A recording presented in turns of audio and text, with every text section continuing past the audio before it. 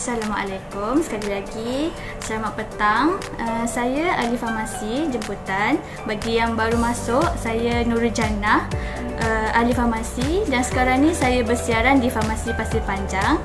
Okey, tajuk saya hari ini adalah untuk berkongsi berkenaan langkah pencegahan demam dan selsema. Okey. Apa itu demam? Okey, sebelum saya mulakan tentang langkah, kita perlu tahu dulu apa itu demam. Okey, demam ni sebenarnya adalah tindak balas normal badan kita terhadap jangkitan ataupun kepada sebarang penyakit lah. Dan biasanya demam ni sangat biasalah di kalangan kanak-kanak maupun dewasa. Okey, dan sebenarnya demam ni bukanlah penyakit, tapi ia adalah gejala kepada penyakit lain ataupun sebarang jangkitan.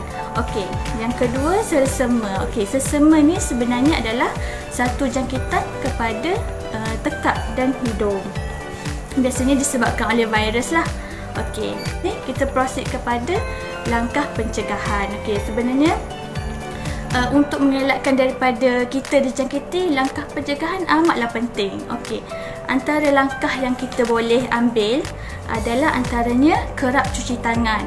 Apa maksud kerap cuci tangan ni? Cuci tangan ni bukan hanya sekadar basuh tangan, letak sabun, macam tu besar habis.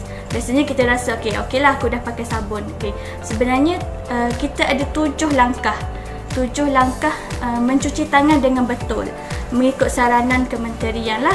Okey, apa langkah-langkah tersebut? Hari ini saya akan kongsi. Okey, langkah pertama, langkah pertama ialah basuh tangan dan ratakan sabun kepada dua-dua belah tangan. Okey, langkah pertama. Langkah kedua, kita gosok kedua-dua tapak tangan kita dan pastikan bersih lah. Yang ketiga adalah dengan gosok setiap jari sehingga 10 jari dan pastikan setiap jari ni disabun lah. Okey, yang keempat, disebabkan kadang-kadang kuman tu boleh berada dekat kuku-kuku kita. Selain daripada potong kuku bersih setiap hari, setiap minggu, kita juga kita haruslah macam ni, gosok kuku kepada tapak tangan. Okey, yang kelima, gosok belakang tangan dan celah-celah jari untuk kedua-dua belah tangan. Yang keenam, basuh tangan dengan air yang bersih sehingga bersih lah.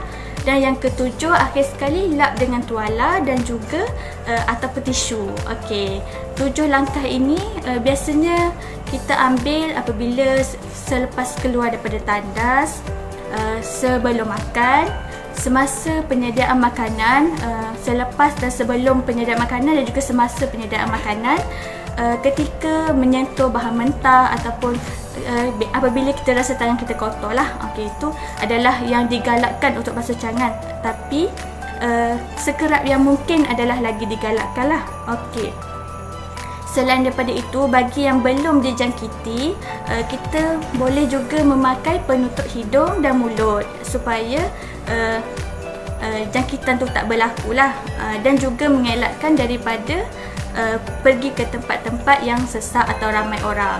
Okey, bagi yang sudah dijangkiti, yang tadi saya cakap untuk bagi yang belum dijangkiti boleh buat langkah-langkah tersebut. Bagi yang belum dijangkiti, antara langkah yang boleh diambil ialah menggunakan adab ataupun etika ketika batuk dan bersin. Sebab seperti yang kita tahu, sebenarnya jangkitan ni dia dijangkiti melalui titisan pernafasan kita. Jadi untuk mengurangkan risiko tu melalui batuk, bersin, bercakap, jadi kita mempunyai etika ketika batuk dan bersin. Okey, untuk bagi yang dah dijangkiti, haruslah memakai penutup muka dan hidung. Sekiranya bersin, haruslah memalingkan muka daripada orang yang sekeliling dan juga makanan jika sedang makan, dan juga elakkan daripada pergi ke tempat yang sesak atau ramai orang lah. Selain daripada itu, sekiranya menggunakan sapu tangan tu tak boleh berkongsi dengan orang lain. Tuala pun sama. Yang last sekali, boleh buang tisu yang kita guna tu dalam tong sampah. Jangan terus letak merata-rata lah, untuk mengelakkan daripada orang lain pula yang ambil tisu tu, untuk mengelakkan jangkitan kan. Okay, selain daripada yang saya cakap tadi, semua sekali ni influenza lah. Vaksin ni sebenarnya amat penting. Kalau untuk influenza memang kita ada khas vaksin influenza, dan untuk golongan-golongan yang berisiko tinggi. Okey, siapa golongan yang berisiko tinggi ni? Okey, yang pertama golongan kanak-kanak, terutamanya yang berumur 5 tahun dan ke bawah, wanita yang hamil ataupun warga tua 65 tahun ke atas, dan juga orang yang mempunyai penyakit kronik, contohnya kencing manis, mempunyai masalah darah tinggi, lelah atau dan lain-lain lah. Jadi golongan yang berisiko tinggi ni boleh dapatkan vaksin influenza di klinik-klinik swasta yang berhampiran yang menyediakan vaksin influenza inilah.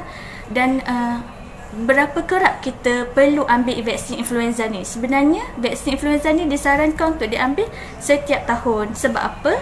Sebab vaksin influenza ni dia berubah-ubah. Virus tu sendiri berubah setiap masa. Jadi WHO memang akan mengemaskini vaksin ni untuk selaras dengan influenza yang tersebar lah. Okey, itu sahaja untuk hari ini.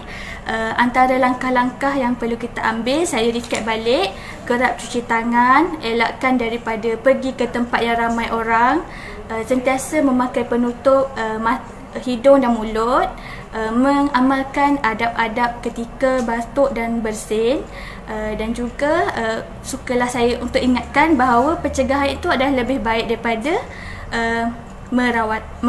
dirawat lah. Okey, sebab kita kalau boleh memang sebelum kita memang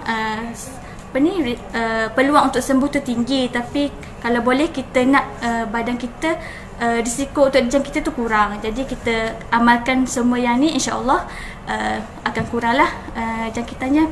Okey, sehingga berjumpa lagi di topik yang akan datang. Assalamualaikum dan selamat petang semua. Terima kasih.